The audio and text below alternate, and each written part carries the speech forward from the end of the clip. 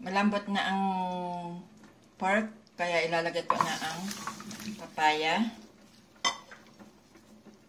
ang red dates, at goji berry. Lagay ko na rin ang sibuyas. Lagyan na rin ng salt at chicken cube. Tatakpan ko muna ito at hayaang maluto. 15 minutes kung lulutuin yan. Dahil malambot na yung ating karne.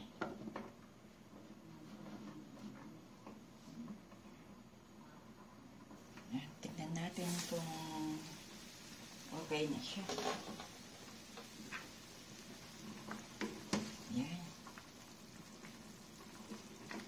Ang ating sinabawang.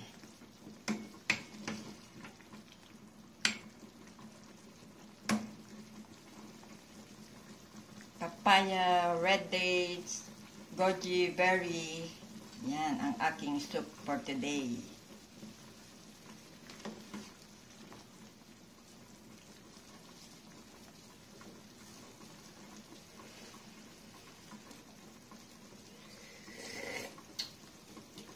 Sarap niya.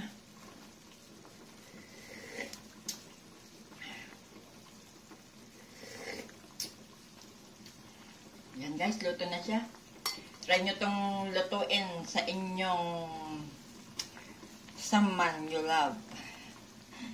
Thank you for watching guys.